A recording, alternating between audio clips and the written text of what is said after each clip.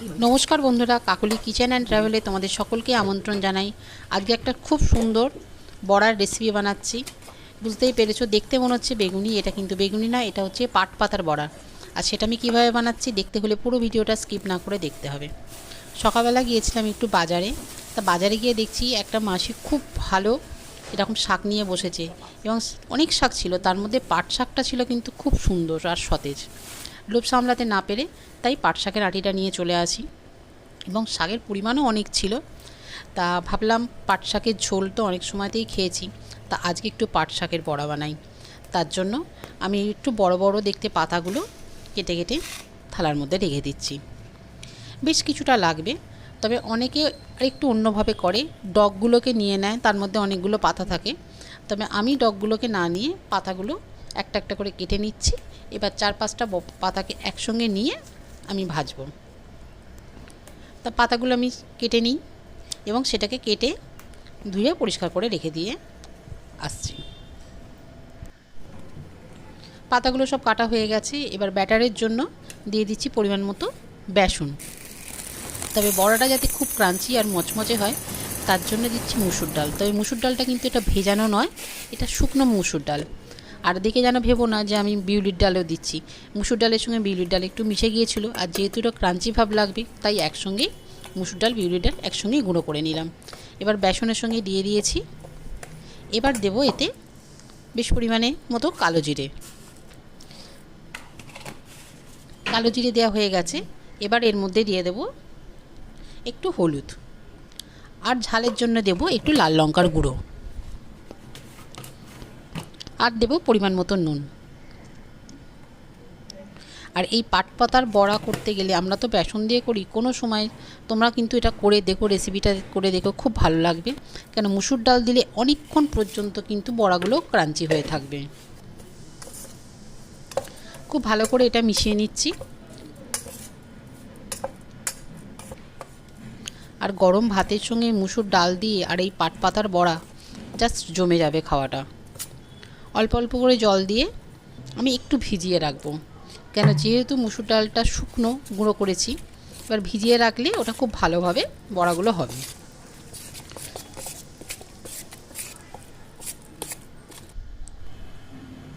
মুসুর ডালটা ভিজানো হয়ে গেছে অনেকক্ষণ। এরপরে আমি তেলটা গরম করতে দিয়েছি। মুসুর ডাল ভেজানো মানে না, জিনিসটা ব্যাটারটাকে স্টে করার জন্য আমি রেখেছিলাম। এর মধ্যে আমি অল্প জল দিয়ে ব্যাটারটাকে আবার গুলে নিচ্ছি।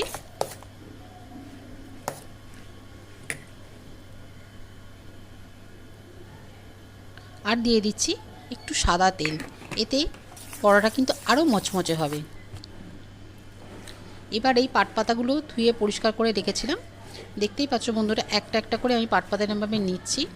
মোটামুটি 5টা করে পাট পাতা নেব একসঙ্গে, নিয়ে এই ব্যাটারে আমি ডোবাবো, ডুবিয়ে গরম তেলেতে ভাজবো।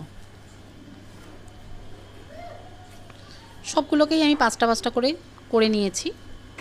এবার আমি এগুলো ভাজবো।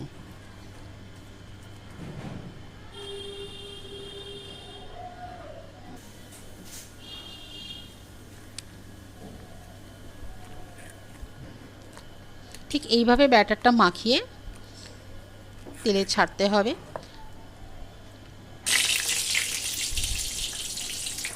একটা একটা করে আমি বড়াগুলো তেলের মধ্যে দিতে থাকছি।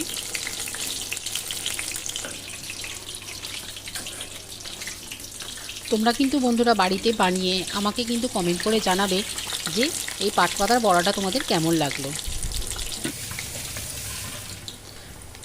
এপিট ওপিট করে লাল লাল করে কিন্তু বড়াগুলো ভেজে নিতে হবে।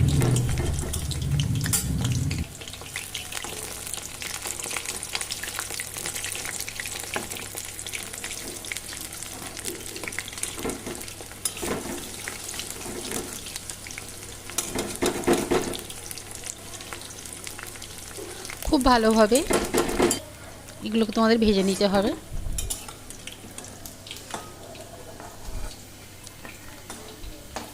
এইভাবে আমি বাকি বড়াগুলো ভেজে নেব। খুব সহজ একটা রেসিপি তোমাদের সঙ্গে শেয়ার করলাম। আর আমার ভিডিওটা যদি ভালো লাগে প্লিজ লাইক কমেন্ট করতে তোমরা ভুলো না, আর চ্যানেলটাকে সাবস্ক্রাইব করে আমার পাশে থেকো।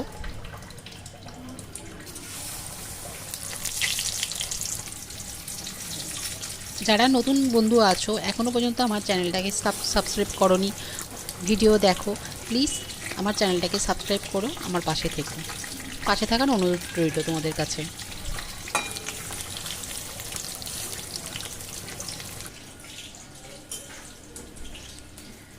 এভাবে আমি সমস্ত বড়াগুলো ভেজে নিচ্ছি।